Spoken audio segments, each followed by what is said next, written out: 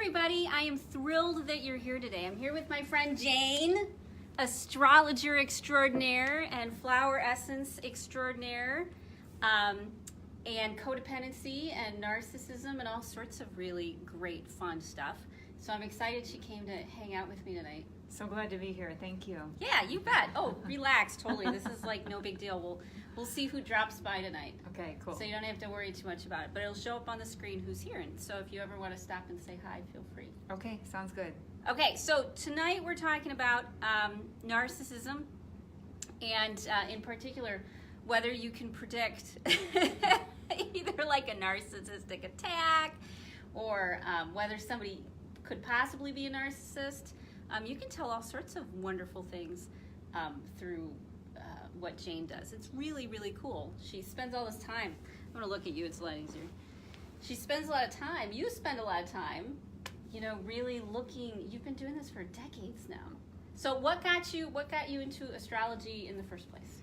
The very first time that I became interested in astrology was when I was at a bar and a woman came up and was having conversation with the man that I was dating and myself. And she started telling me things about him and things about myself based on her astrological knowledge. So wait a second, isn't that kind of rude to have some random person? I mean, because if you're a psychic, they tell you not to just randomly go to people and tell them the psychic impressions you got. I don't recall exactly how it came up, but it wasn't done in a way that was offensive at all. Oh, okay. It was more so just it's not like she just said, you know, in some like spooky outfit. Whatever it was, it was welcome. Did you ever wear a spooky outfit? I have worn freaky outfits. You've worn freaky outfits more than spooky ones? Yeah, I know in high school, my friend's dad called me Jane the Freak Masteller. Oh, no, that's But terrible. a good freak. A good freak. Like being crazy. Being freak crazy in a and good on way. the edge. Yeah, like you're proud of your crazy. Do you ever tell people their charts while you've got like some special sort of thing on? Not anymore. You used to? You used to? No, I wouldn't say I used to, but I would say that's certainly not what I would be doing now. I wouldn't be thinking it's cool to be shocking. Just like wear veils, and I mean, because that's really neat. It just wouldn't be me now. It just wouldn't be you now? Okay, well that's cool. That's good to hear. You take yourself very seriously. So this woman comes up to you, not offensively, in a bar. Mm-hmm.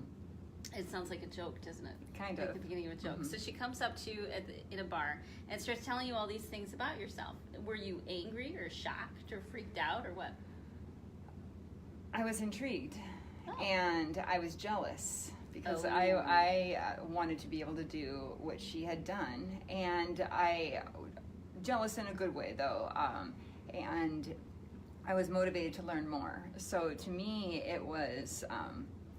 I guess I would say it's one of the most profound bar experiences of my life because it got me on the path to astrology. So after that, I went and picked up my first astrology book, and I started studying myself first, which is what is typically recommended. If you're really going to look into someone's chart first, look at your own chart first.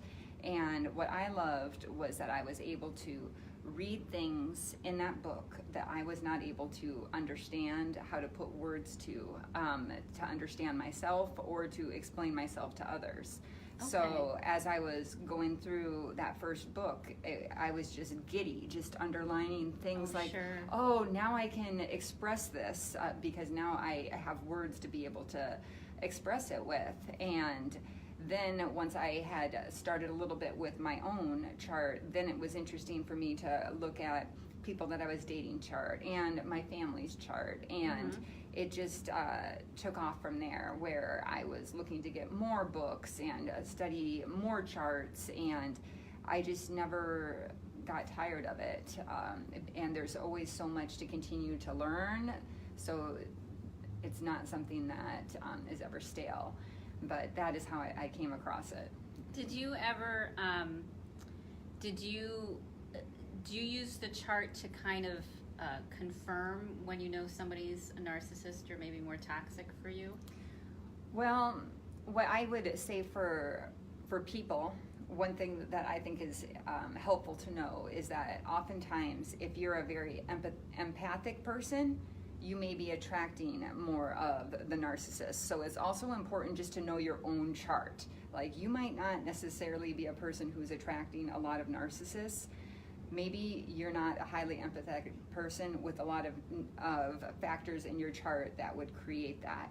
But if you know your own chart and you know that you have certain tendencies where you're a highly empathetic person, having a others-oriented perspective, you would know that already that you are at risk of attracting this.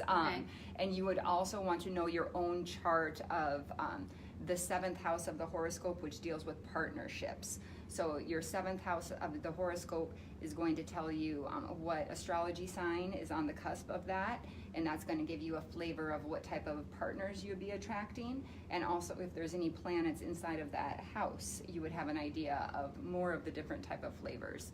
So if you know your 7th house and you know that you have a house that may attract narcissists, you would more than likely be on guard and aware.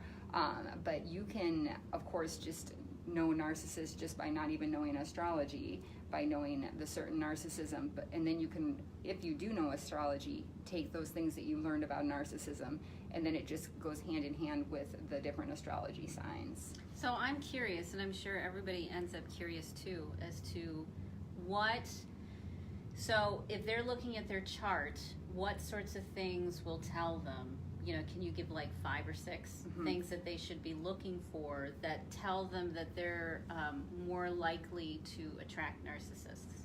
Neptune. Neptune and Pisces. Highly Neptunian, Piscean people are the ones who, in my opinion, are attracting more of the narcissist. The Neptune is the planet that rules that empathy, the one that is just very full of compassion, the one that tends to blend in with others, the one that just wants to have peace and so forth. So if you are a Pisces sun sign, and that would be something where you would be considering, oh, I already know that I'm a Pisces. But it's not just people who have a Pisces sun sign. You may have, Pisces rules the 12th house of the horoscope. You might have a handful of planets in there, making you a very Neptunian individual. And that would make you more likely to attract those type of people. So things which are more of the water signs, the softer the emotions. So we're thinking Pisces, a very empathetic person, someone who is incredibly compassionate, maybe someone who in the past has struggled with being able to see things clearly, maybe having a history of having some confusion, or idealizing people or situations in a way that later you find somewhat hurtful to yourself because your rose-colored glasses have gotten opened wide up, and all of a sudden you're seeing the reality for what it really is. And so is that like the quintessential hippie woman? You know, when you imagine somebody who's very soft like that and open and loving and kind and... I would say I would think that we would see some hippies with the Pisces, but this is also where you would see the really soft, kind of intuitive people, the people and the artists as well, whether it's painting or poetry or some type of beautiful music. These are the people who spend a lot of time in perhaps meditation. They may be more the loners type, where not necessarily loners, but a little bit more introverted, and they may be the ones that when they're out, they maybe would do better in a one-on-one situation with someone, having a nice conversation. Well, it's weird because you know, I know a lot of people who are narcissists who have that personality type. So I mean, if you're softer and gentler like that, if you're more likely to be wounded by things, then do you think you can turn into, you know, you can start to adopt those qualities? You know, and start victimizing people as well. I mean, there's a saying in the healing profession that is, the people who've been victimized tend to be the worst victimizers. And what I would think when I think of the codependent or the empathetic person and the narcissist, I tend to think that they are both victims and that they've responded in different ways. where one has dealt with their victimization of trying to not cause any conflict by adapting themselves to the situation and to other people, whereas the narcissist tends to have been, it seems to me in my, when I envision it, it's almost like possibly the one who really couldn't get broken in that same way. They were more stubborn, but so they were more perhaps difficult, unyielding, and that's how they dealt with it, and then that's how they became more as adults. But at the core, of course, both victims if you're operating at that level. So it's kind of the same personality type, but different ways of dealing with it. Also think about that in an astrology, everyone has all these planets and all these signs. So there's a flavor of everything and everyone. It's just to a certain degree that someone maybe has way more of this type of an energy, but this other person over here has some of that in some way. So when you do hear people say like, we're all connected, we're all similar in some ways, we really are. And people do a disservice when they tend to maybe demonize certain signs like, oh, I don't like Scorpios, or Capricorns are the worst, because you're literally speaking ill about yourself because you have that energy in your own chart, and it's just... So we all have all the same energies, it's just which ones are stronger and which ones are weaker, and how they play together. Yeah, and what areas of your life that they're influencing, and how the planets are aspecting each other, which ones are the more tight aspects or even aspecting each other at all. So I mean, I'm a Taurus, and you've looked at my chart. So why would I have narcissists in my life, do you think? Well, I'm so glad you asked. From what I recall about your chart is that you're a Cancer ascendant. And with your Cancer ascendant on the first house, then we have the Gemini energy in the 12th house. And you have your moon in Gemini. Correct. Okay, so I had mentioned the 12th house earlier as being the house that's related with Pisces. So with the moon, that would be even like your emotionality, and the moon also very much is related to your childhood up until that age 7 years old. So you've got the Pisces signature right there, and the 12th house tends to deal with things that are like dealing with your subconscious. So that would also be how your emotionality and the ways that you would feel secure is tied in with your subconscious, and that there would be like ways that you would be working perhaps to help understand your subconscious, probably because you would be having a situation that might bring forth that you need some type of a healing in a sense. The 12th house can deal with disappointments.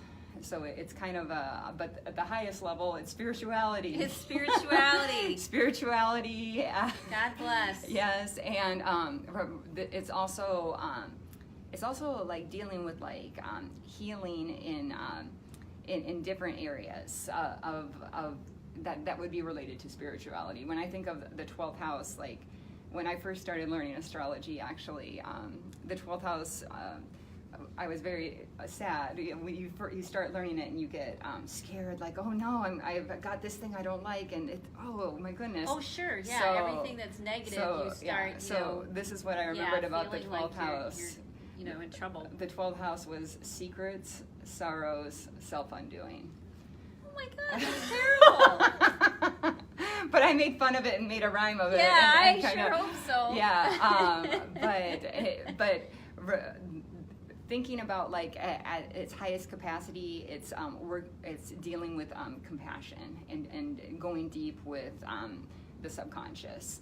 You know, oddly enough, I found that people who are narcissists tend to also be some of the most sensitive and intuitive, and can be some of the kindest people that I know too. Mm-hmm. How does that fit in?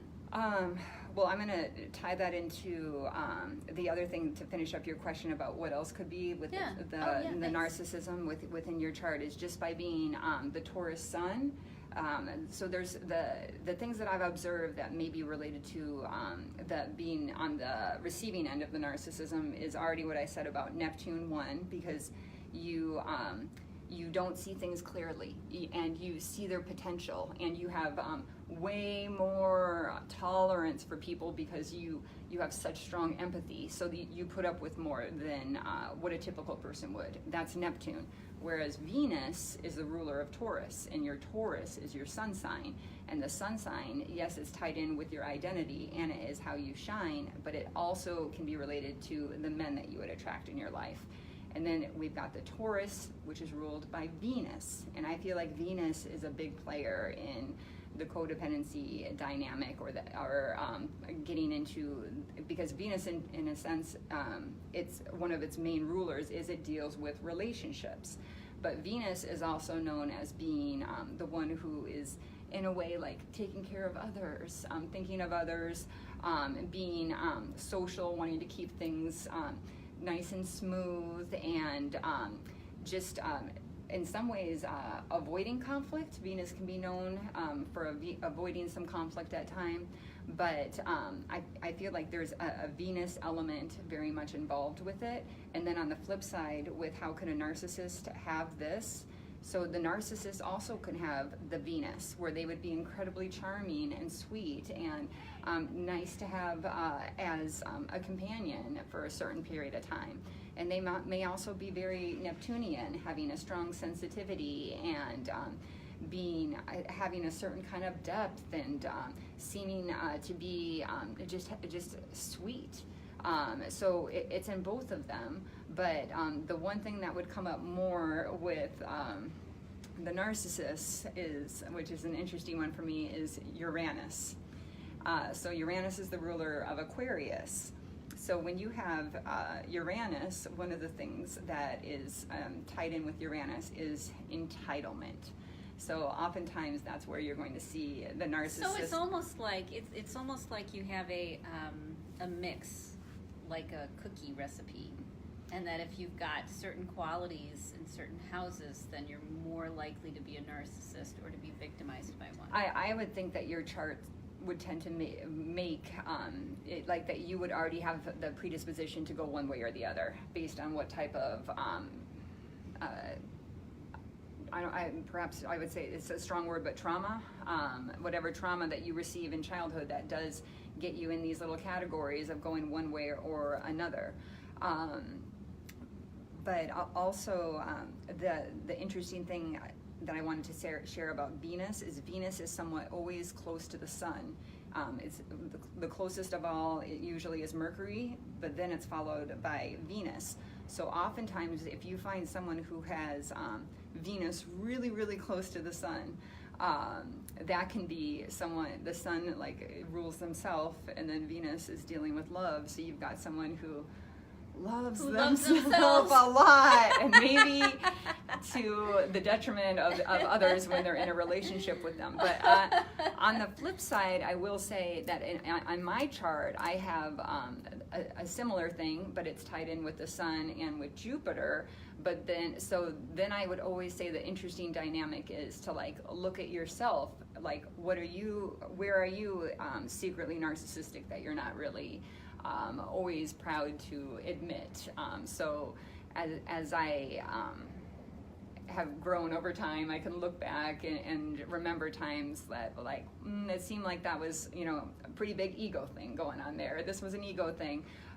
So oftentimes it can be our own charts that are attracting these type of people, because once again, so then I'm going to attract a man with Sun conjunct Jupiter. That could even be just described as like a man with like a big ego kind of thing. So a lot of times I see narcissists in relationships with each other. Mm-hmm. And when you said about the Venus and the Sun, and how you love yourself, and I sat there thinking, I love myself a lot. And so I have the feeling, from the past and my woundedness and the fact that I do love myself a lot and I do love life a lot, how I can be really selfish and self-absorbed, because I'm so focused on my senses and on how I'm feeling, whether I'm feeling happy or sad or angry or my skin feels tingly or my stomach's upset, that it hijacks me, and I'm not able to be as present to people because I'm really diving into my own experience. So that's a certain type. Not everybody's like that. I think that's just somewhat unique to you. I honestly, I don't think loving yourself a lot is detrimental. I love myself a lot. But was it always like that, or was it after working at it? Okay, so I'm gonna give a confession. Yes, I've always thought that I was the coolest person around. Awesome. I always found myself more interesting than I found other people. I always found life and experiencing life a lot more interesting, and so it really wasn't just from trauma. It was very weird. I think the most challenging thing for me was nobody thought I was as cool as I thought I was, and that was really hard. So I can see how that could be, really not letting myself see that other people have other experiences that I don't have, in engaging with life. I think that's one of the big lessons with astrology, is it really lets you recognize that everybody's unique, in how they live their life and how they interact with it. Absolutely. So what do you think causes two narcissists to come together? Well,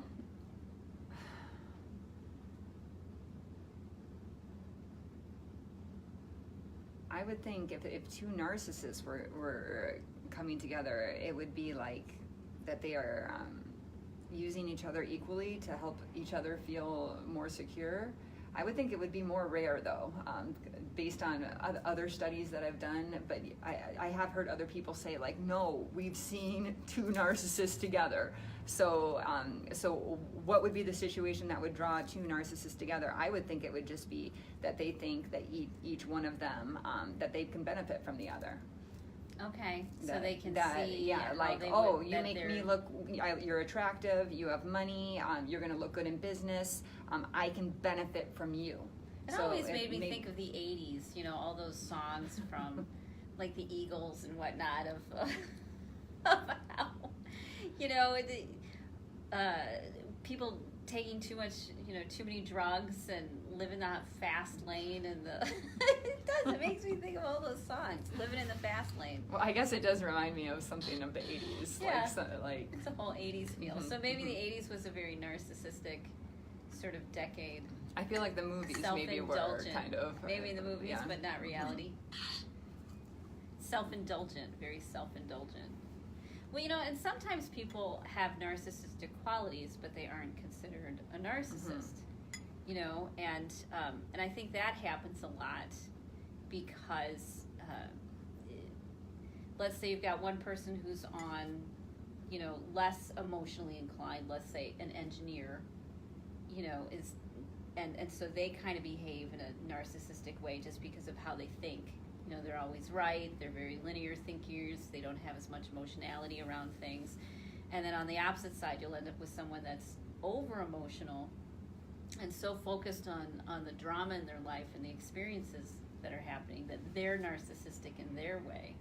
And so I think we all, not we all, it's too generalized, but I've seen people pair up like that. They're a little bit more extreme than what I'd be comfortable with, and they can't be termed, narcissist as a diagnosis, Mhm. but because of just how they're wired, they're extremely narcissistic. Another thing when I think of narcissism and how it plays Mhm. out in the chart is I think of what areas would be related with selfishness. Mm-hmm. And so that would be Aries, in my opinion. Okay.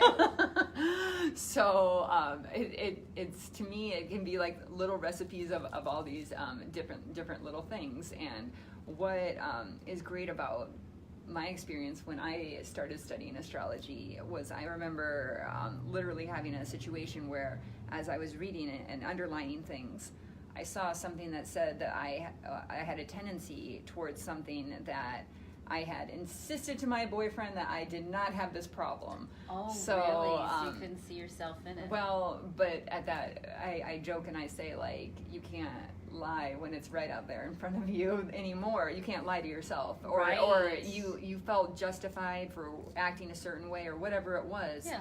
But that was an interesting, humbling moment that I always remember. But what's awesome about that is it made me better in that relationship in that one instance, where then I could go back and be like, I don't know if I admitted it to him or not, but I definitely took it to heart.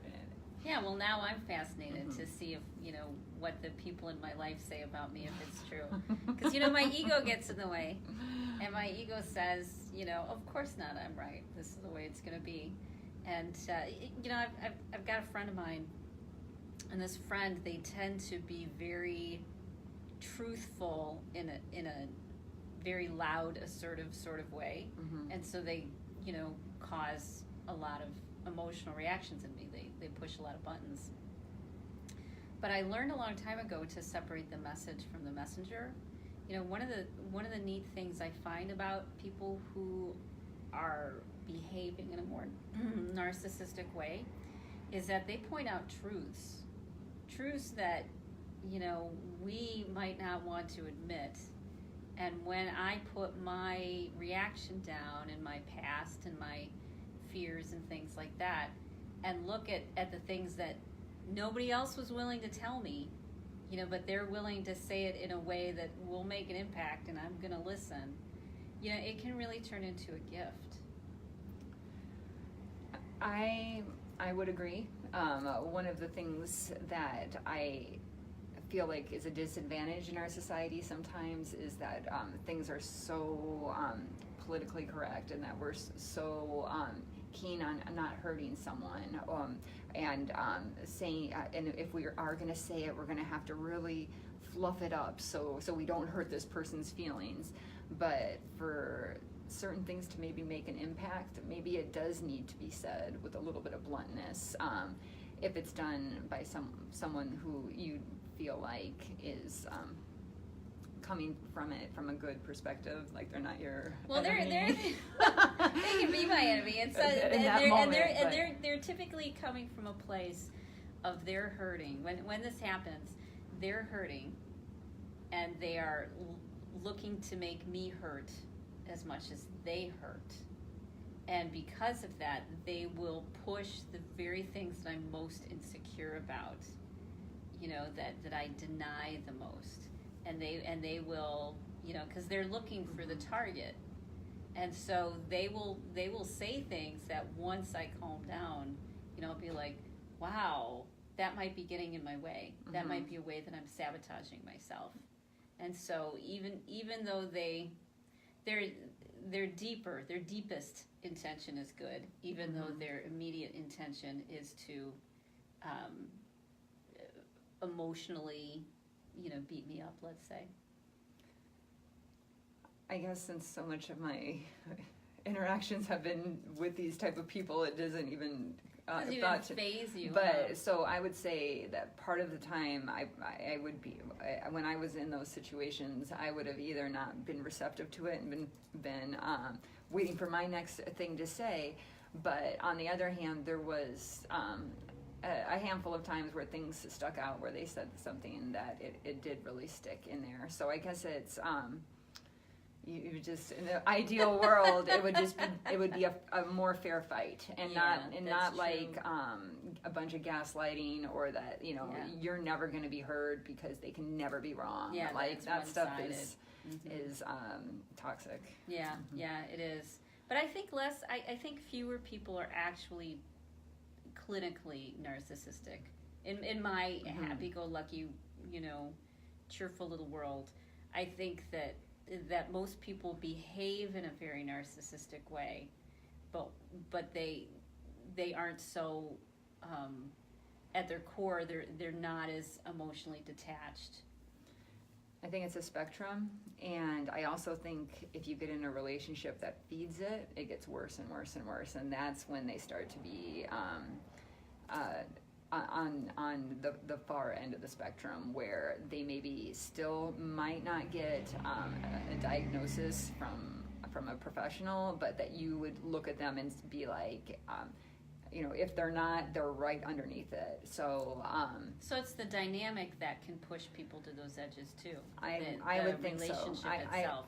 From what I understand about when you're in a relationship with a codependent person and a narcissistic person, or a highly empathetic person and a highly selfish person, the selfishness just gets worse, and the person who's trying to accommodate just accommodates till they're just obliterated. Until they're completely destroyed. Yeah. So, what are some of the qualities that make someone's narcissism or selfishness worse? Well, in some respects, I would say that the sun sign, which deals with your ego. So if you are having your sun sign in a very self-oriented sign, like I had mentioned earlier, Aries is a self-oriented sign, but so is Leo. Leo's known of having the ego. So let's say if we have a lot of planets in that, those type of signs right there, particularly your sun sign, well, actually your sun sign is considered to be quite well positioned in those. So you would think that it would be very strong, but let's say if we have a lot of nasty aspects of other planets that are weakening it and making it stressed out. So you might say like, oh, Sun in Aries, Sun in Libra, that's great. And then you look at their chart and you think, oh my goodness, I feel really a lot of compassion for this person who has this chart. So let's say that their sun sign is afflicted, like Neptune, the planet we spoke about earlier. Neptune weakens things. So let's say you have a stressful aspect from the sun to the Neptune, and then you've got someone who has difficulty with their identity, a confusion of their identity, or they didn't have the type of masculine role models that would help promote a healthy identity for whatever reason. So you can have the afflictions of the planets, and then it can also be like where the planets are in the place of the horoscope. So and even looking at the degrees, it's just endless. But in general, when we're thinking about it, we're thinking about like someone that it's a weaker chart in some way, shape, or form. Like let's say Mars, the planet that deals with like male sexuality, but also assertion. So let's say if we see Mars and then it's retrograde in a man's chart. What does retrograde really mean? I never understood that. So retrograde means that the planet, from our vantage point on Earth, appears to be moving backwards because it has gone slower. And I've heard it described, and this is an interesting description, that it's like when you're passing someone on the highway, they appear to be going backwards, but it's just because you're going forward more quickly, and that can explain what it looks like to us. But in general, think about it, is that it's a retrograde, it's a reverse of the energy. So when we're doing retrograde things, we're thinking that things are, it's like reverso. So if you've got the planet that deals with aggression, and it's reversed in a male's chart, and this is dealing with the male's aggression. Mars is very much tied in with men. That is going to be, it's not going to be typically as strong. We're going to be like looking at that, and also it's kind of like more even just musing, like, I wonder if this person could be insecure. And then usually, as you get to know that person, it just shows up right in front of you. That's the great thing about studying someone's chart. You don't have to know everything. What you can do is you can look at it and say, like, I wonder. And then as you get to know them, you can check the boxes as you go, as they show you who they are. So do you feel more comfortable now getting into relationships that you know astrology well enough that you can kind of gauge what you'll be getting into, or are you more comfortable and confident risking that stuff? I would say that I am more comfortable than if I didn't know astrology. But also what I know about my own chart is that I have a blind spot when it does come to partnerships. And also a lot of astrologers have experienced this as well, is we can spin anything to make it work. Of like, oh, this, like all the research, yeah. Well, you can find even any in your own head, that you just say like, oh, this isn't going to influence us that way because we're both really spiritual people, so we're not going to be doing this lower level stuff. So what? So you're able to lie to yourself, or not even idealize. You idealize and you hope. Much nicely. And much nicer. So what I feel like is that that I could be much more likely to be able to not engage with like a clear red flag. But I think also I do value other people's opinions who can give me insights. So I do have a couple people who I'll be reaching out to if I ever do choose to date someone, because I, with my Neptune stuff in my chart, I don't like the idea of even getting a little bit attached, even just meeting someone after a little bit, whatever it is, and then find out that it might not be in my best interest to pursue. So I like the idea of reaching out to other astrologers who can give me insights. And what I like about that too is, even if not everything that they say ends up, I mean, it's just data that later as what I know about an astrologer, being an astrologer, I can say like, oh, she said this, but I can see how it played out like this. Mm-hmm. So it's just things that you don't necessarily might not be able to see, that someone else can show you with their wisdom and experience. But I can say I don't think I would be able to. I can't imagine. I'm starting to stutter with like, oh my goodness, what if someone didn't know their birthday, like some random thing, like if they were adopted and they were like, I don't know, I was born. I know I had a girlfriend from middle school. She didn't know her birthday. She was like born around this 3-week time in China. Cool. So that would be very stressful for me if I could not know someone's birthday. Okay. And that would be horrible, actually. Excuse me, because I would want to. That's a really special thing for me. And so I would. It would kind of be like that certain part shut off, but then I would probably just have to then use the intuition. And that's the other thing. When you study astrology, oftentimes when you're meeting people with strong personalities, positive or negative, you start to be able to know exactly what's going on. So you're thinking like, oh, something's going on with their with Aries or Mars, or their house that is in with Mars, or oh, that's interesting. So it's oftentimes amusing to me when someone's like, oh, I'm not going to tell you my birthday, because and I would, if I for whatever reason had some good intuition for them based on their astrology. Can you then guess their birthday? I can sometimes guess their signs, but the other thing is sometimes I don't like to do that, because then maybe I'm guessing their moon sign or their ascendant sign, which is also still very strong in their chart, but then it will give them the experience of like, she was wrong, and or she's just saying that, oh yeah, it could be anywhere, but there have been times when I've guessed, and then it's very affirming, of course, and you feel it feels fun and cool, or that you knew that you were correct with your own intuition. Okay.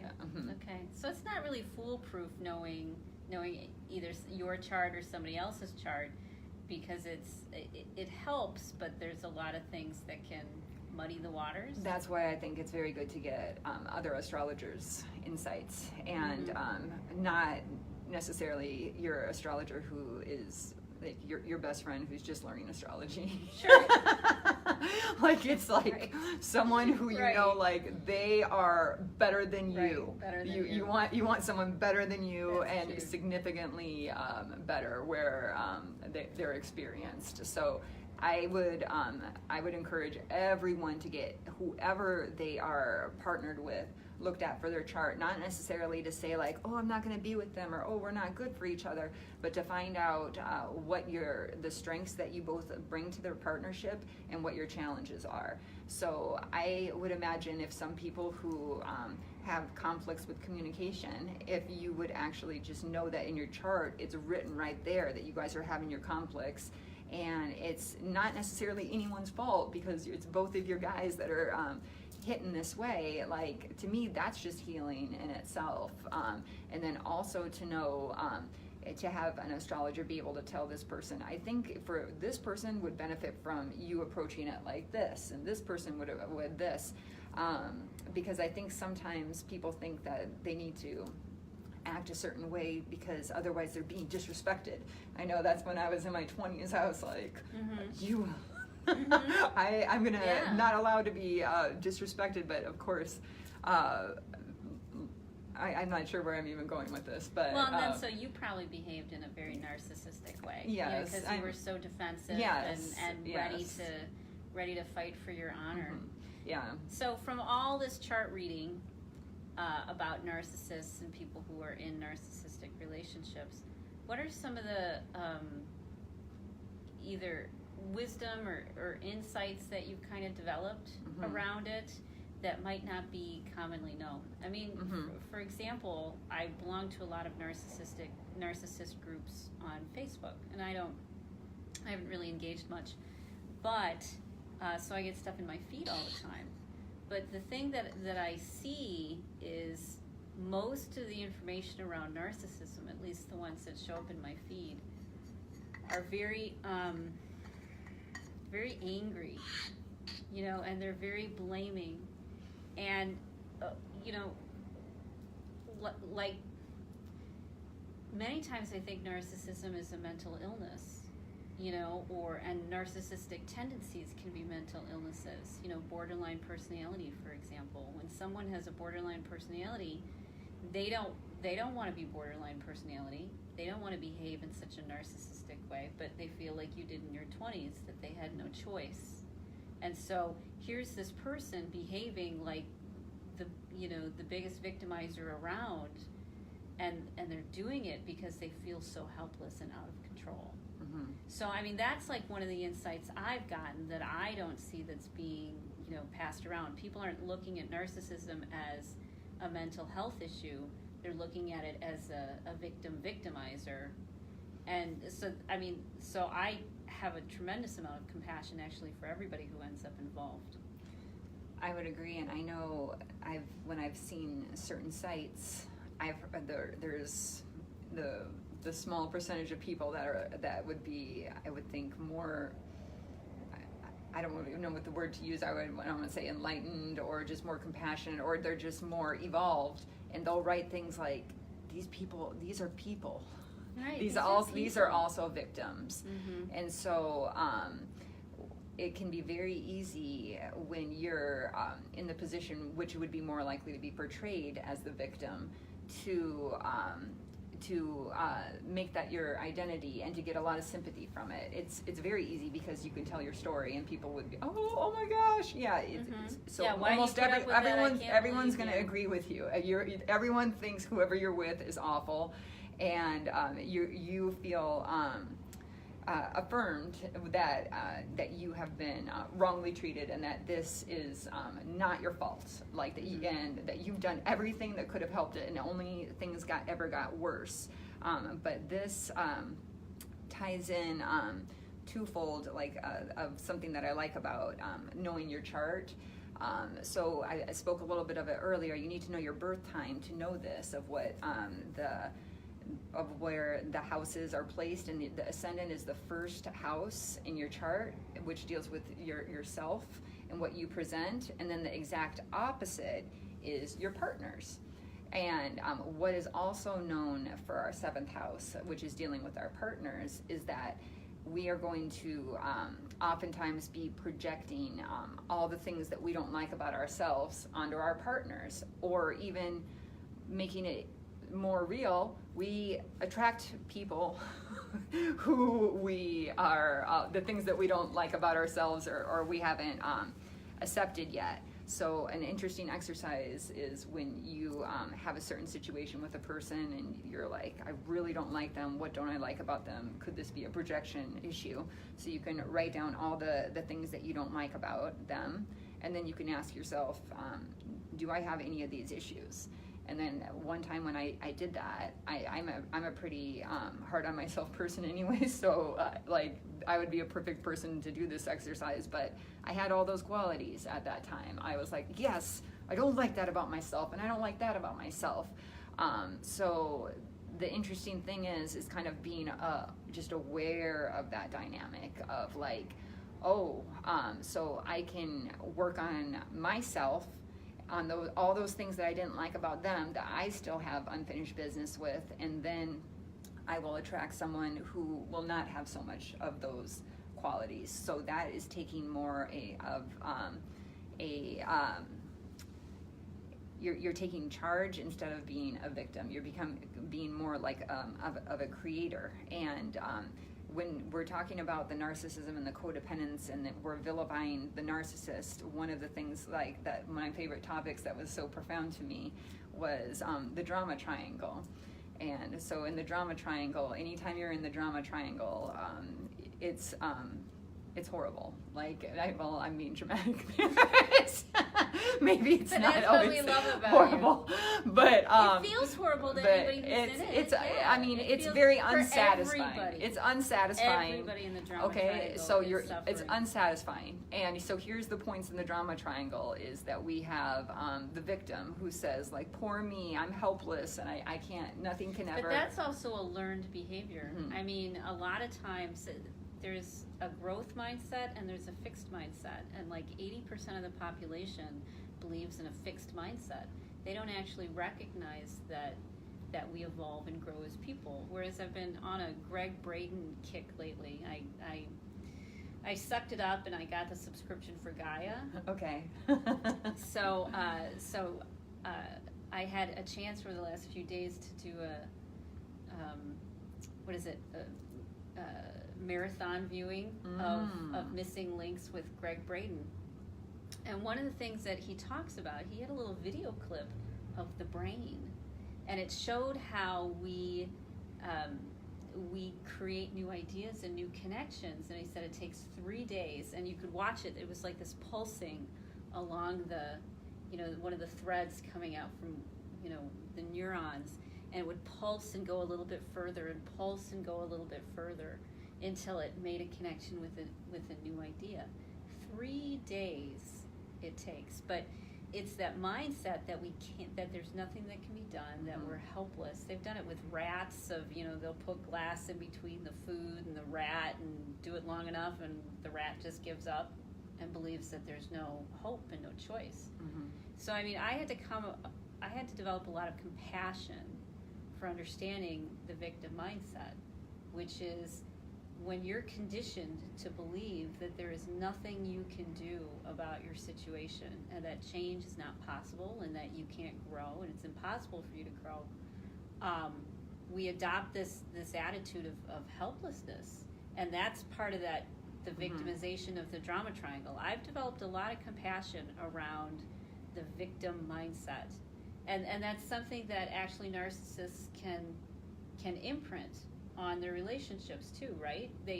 One of the drawbacks I've heard, especially for people who've been deep in narcissistic relationships for like decades, or even just short, dramatic ones, is that the minimizing and the belittling convinces you that there's nothing you can do.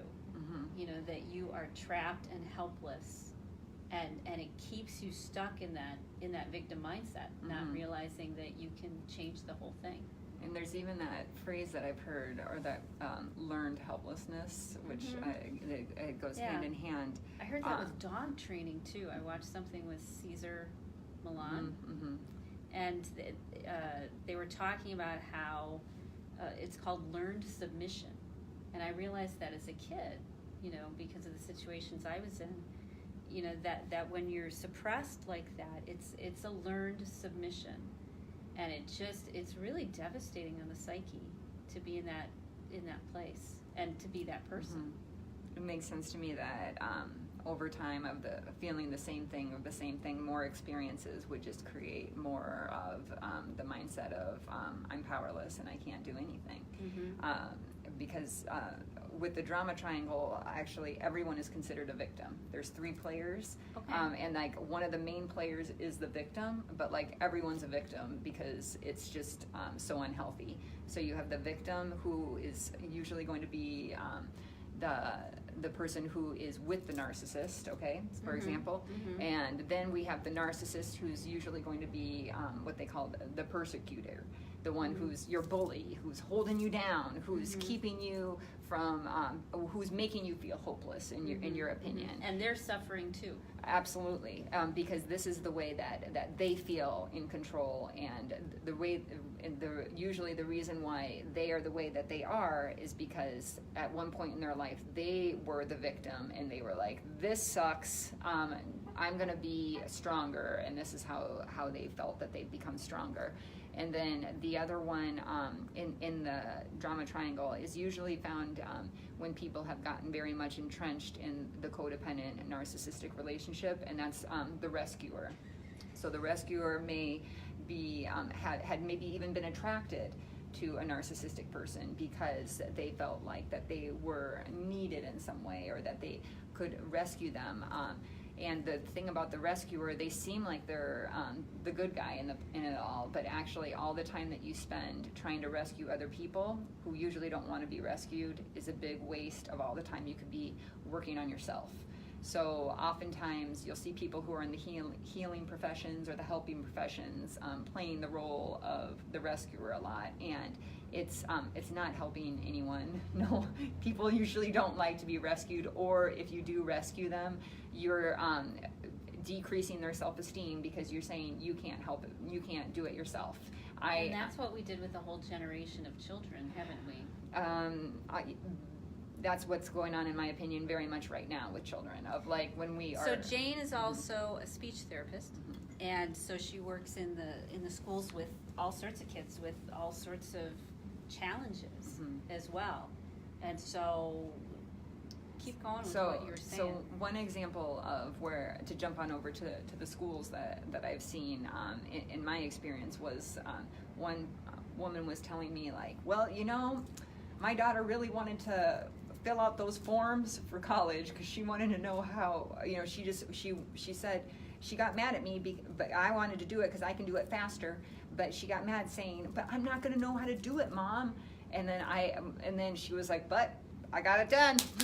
So I'm like thinking to myself, like, I felt happy at least that the student actually verbalized that and even recognized it in her mind. But then that was like a perfect example of like, I want this done, you're not capable of it, and I'm going to do it. So when we rescue kids from things all the time, it kind of turns them into lifelong victims. Well, it makes people feel like that they are not going to be able to solve their own problems. And so this can be when you've got the person on the phone talking to their children in their 20s who can't make a decision without them. Or 30s, yeah. And oftentimes it's because of the way that they were raised, because they were told how to do everything, and oftentimes it can be that I didn't want you to have this harsh life. I'm going to make things, I want you to have a different lifestyle than I had. But in trying to lessen whatever you think your pain that you experienced in your childhood with your own children, you might go a little bit overboard and make the child not be as capable for adulthood when adulthood comes. It's a huge issue. Yeah, it sure sounds like it. I mean, for me, I had a lot of time to figure things out for myself, but a lot of my life I was being told what to do too, and that does get in the way of self-esteem. When you're always told what to do and how to do it and what you need to achieve and what it needs to look like, and the school system does that to us to a lot, and it's hard to then break away from that and develop your own self-esteem that you can do this. So I mean, it's almost like, as they say with all issues and societal ills, we say we're all responsible in some way. And when I was talking with you recently, you had brought up a good thing to say to people when you think that you have the desire to rescue them, or maybe they're fishing for you to rescue them. And I realized this was something that I had put together on a list that I was giving to parents of telling them how they can speak to people empathetically. And it really hit home, but it was when someone comes to you with a problem, you say a sympathetic, like, oh no, and then you say, what are you going to do about it?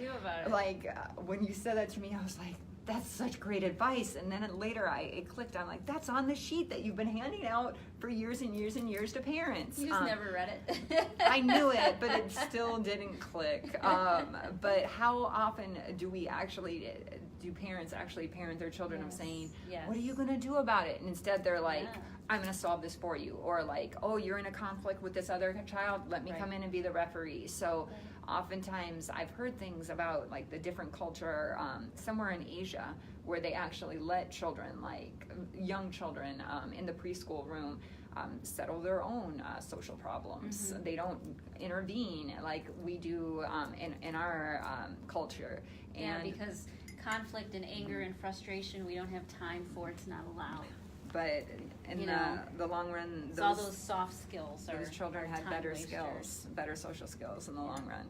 They say it with the Inuit too. I was reading about how the Inuit raised their children, and they use it. They never yell at their children, and they use storytelling instead. And they kind of set the kids up, So if the kid is upset, is mean to another kid, they'll wait until the situation is over.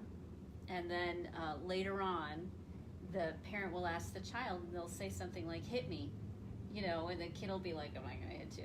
I'm not falling for that one.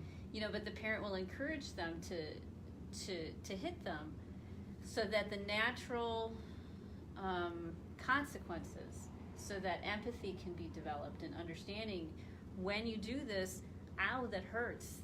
This, now I'm hurt and angry.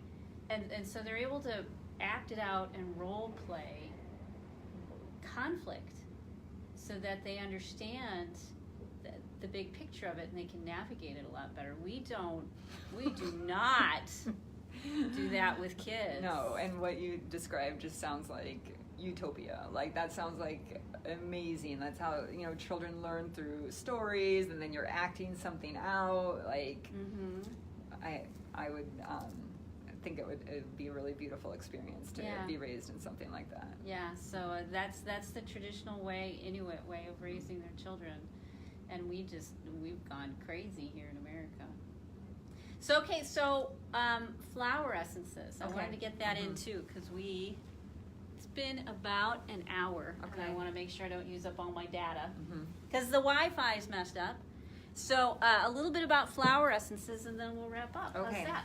So flower essences I came across at my most favorite place to go.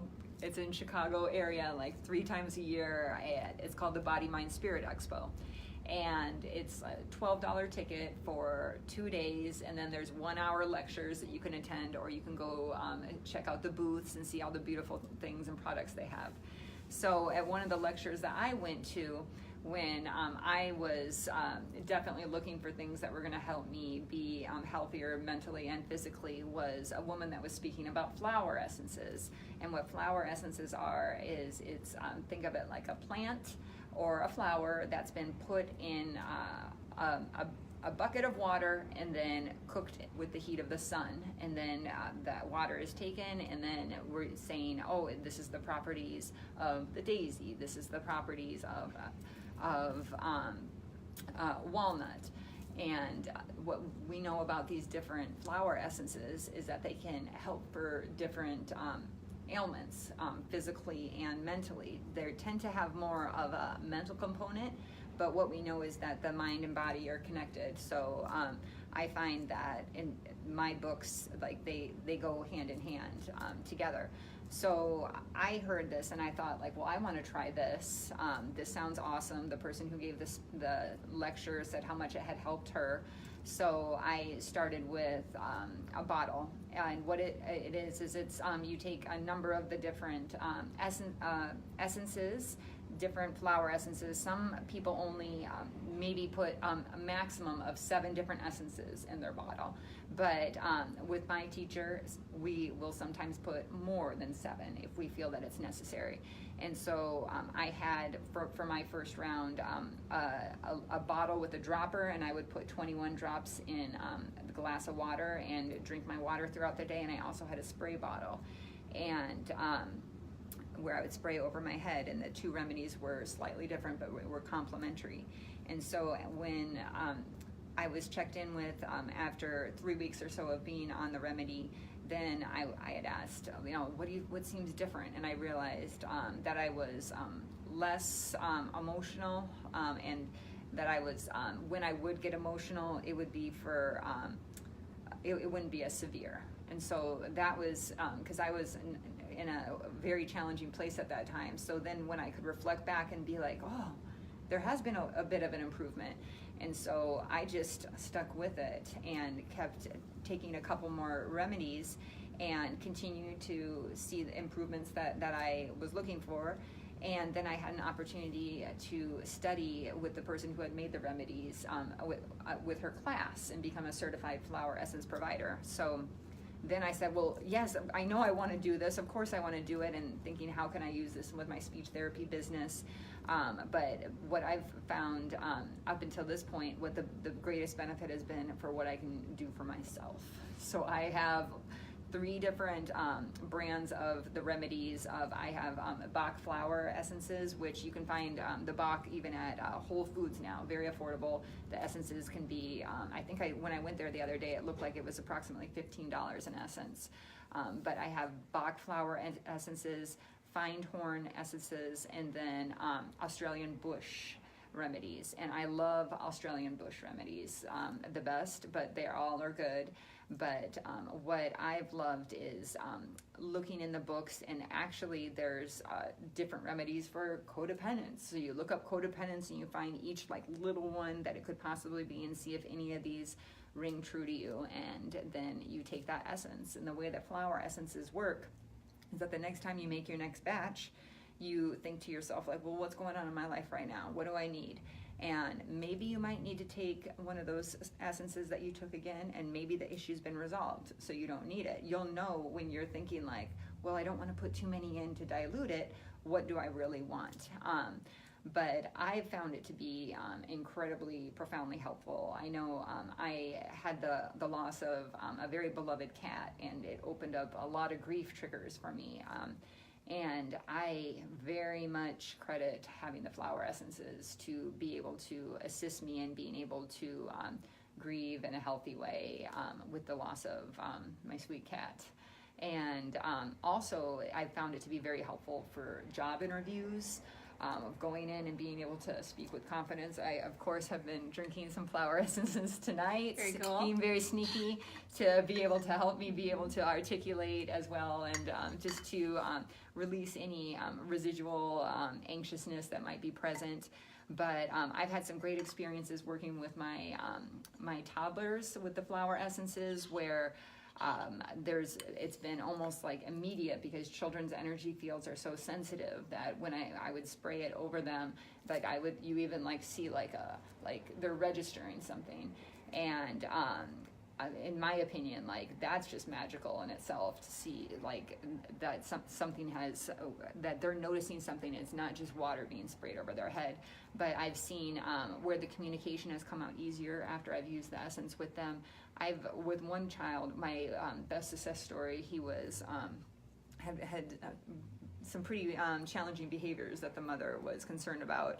And after being on the remedy that I had made for him, did a complete turnaround, where it could not be explained by anything else but the remedy, in my opinion, as well as the mother's. So that was my most fun one to see. But I love even just just exposing the children to it and seeing how much they love it.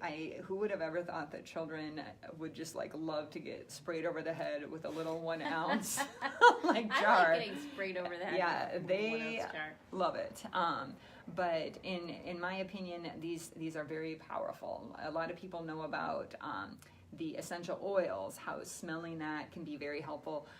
These are like, cousins. And there's some reading that I've done about that. People are learning about the glia brain, and that the glia brain is very important with that we're learning about our healing and just of us being intelligent in a certain type of way. Like supposedly Einstein had a really big glia brain, if you can believe that. I don't know. I'm suspicious of all things like that, but it's just another tool in the energy healing toolbox, and in my opinion, an incredibly powerful one. Very gentle, very reasonable. This is not something that's complicated. Anyone can go out to Whole Foods right now and make a remedy by themselves with a spray bottle.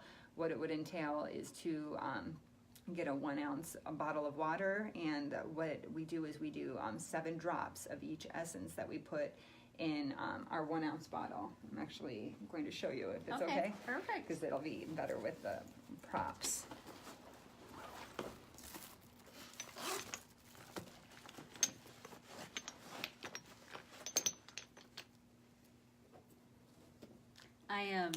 I love the why of things, and so one of the things that I did a while back was I follow research about why these things work. And one of the things they talked about is they did a study where they took water, which was supposed to be sterile. They had something growing in the water, then they completely sterilized the water in a million different ways that it would be considered sterile and able to be used in medical situations. And they put the water into a petri dish, and what it started to grow things. And the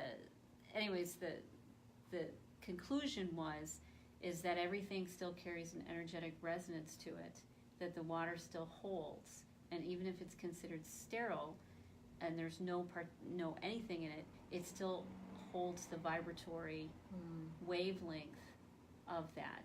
And since we're multi-dimensional, we're not,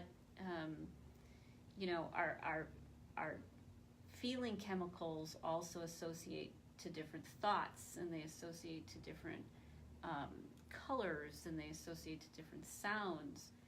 So when we talk about a walnut, it also has the same quality, a certain quality of sound that the wavelength would come off of it, in a certain color, in a certain thought or feeling. And that's why I believe flower essences work, is because they carry the same resonance, which triggers, its partner or its pair within ourselves. It triggers the response, either a thought or a feeling or a nervous system response, because of the wavelength, the energetic wavelength that the essences carry. It sounds right. So your props. Okay, so everyone should have one of these in their purse at all times if you're a sensitive person. This is great, but one time I was in a crisis, and I was like, this isn't working. It's not doing everything that I wanted to do, because I was in the crisis mode. So it's gonna help, but sometimes if things are pretty just intense, takes a little bit of the edge off. And you'd benefit from having other different essences, like how I do with having the essences. So then I know, like, I know I need this one, which is one that you go to when you're really feeling severe. So these are different essences that I've made for myself. I like to put I am Jane on there, or their names, because it's supposed to bring out the best qualities of your own authentic self. Oh, neat. That's so cool. I'm experimenting with just using 2 spray bottles, because I thought, I want to try and avoid drinking alcohol because it might influence the leaky gut. But I do, even though I've been taught that the spraying overhead is just as powerful as taking it straight in the mouth. This is just how I spray it, or you can do your wrist too. It's hard for me to really get away from thinking that not putting the drops in your mouth or drinking it in the water is a little bit more powerful because it's being absorbed by your mouth. So I think after doing a couple of these just spray bottles for this round, I'm going to go back and do the dropper bottle a little bit more. There's only just a little bit of alcohol in here as a preservative is what the issue is with that. But basically, if you wanted to like go and make your own little remedy, you can start just right at Whole Foods and go look and see what's there. And at Whole Foods, they have different types of Bach flower remedies. And so we've got the ones that would be great to help reduce anxiousness would be aspen. So we've got aspen, and that's good for, it says replaces apprehension and vague fears with a sense of security and peace of mind for aspen. And then we have mimulus as well that is dealing with worry and fear. One of these is for like unknown fears, and one of them is for known fears. You just do a quick internet search and you'll be able to figure out which one. Rock rose is when you have like real serious terror and like you're like the stress one isn't working so well. The rock rose is a good one to go to help give some calming. And like for tonight, what I did was bush fuchsia to help me be able to communicate my thoughts better, help with the left and the right hemisphere, be able to commute better, and a sea holly from Findhorn to be able to sing your own song. And and then I put some dog rose in there too for also reducing different fears. But when you just go online, you can just find out exactly. I think there's 36 essences for the Bach flower remedies, and you can look and you can find out which one is speaking to me the most, and if not that one, maybe more of those. And combining them up to 7, it can be good to combine, and it can always be good to put your rescue remedy in a remedy that you want to make. And so what I do is I put 7 drops of each one of these that I want to include in. I do put a little bit of extra brandy in there as a preservative, and then I put the remaining with some purified water, and then I shake it up, and then I try to charge it with whatever type of materials I have that I think might be helping charge it more positively. And then you've got yourself a spray where you can either use drops straight under the tongue, drops in your water. I like to put 21 drops of that, and you're putting 7 drops of each one of them in here, and then you can do 21 in your drinks. I like the spray bottle concept because really we're talking about changing a vibration. Mm-hmm. You know, because that's what the flower essence is about. It's about changing a wavelength and a vibration. And so the wavelengths coming off of us and coming into us, and the wavelengths surrounding us, you know, when you spray it right above your head, you're affecting those wavelengths. And I like to think when I spray my head, if I'm angry, I'm cooling myself down. Oh. That's as an extra bonus. Because when I first started learning about it, then when I did my first round, I'm like, what, this spray? Is this spray really going to work? I'm like, well, it's going to make me less angry just by that saying of like, you better cool down, simmer down, and you got a hot head, cool down. And it changes the vibrations around you. So I love flower essences. I don't ever want to not be without them. I feel like it just continues to support me in my journey, and like I can't imagine not having them. They've been actually incredibly helpful when I've had a food poisoning and when I've had some feminine issues, to be able to take these things and nip them in the bud and not have to take any other kind of products were awesome to see how empowered you can be when you have all the healing right at your fingertips. Yeah, all the different tools. Mm-hmm. So if you're interested in astrology, if you're interested in flower essences, if you're interested in codependency and narcissism, Jane's tagged in this video, so you can give her a ringy-dingy. And Jane, how else can they contact you? I can be reached at janemasteller@gmail.com, or you can find me and contact me on Facebook. I'm Jane Masteller, Masteller. Great, because she does coaching, I do coaching on all sorts of crazy issues, especially narcissism and relationships. So I think that's it for now. Thanks for coming and hanging out, and thanks for coming and hanging out with us. I hope everybody enjoyed our talk this evening. And I'm going to wrap it up so I can save my data plan. Okay. Okay, cool. Awesome. Talk to you later, guys. Thanks.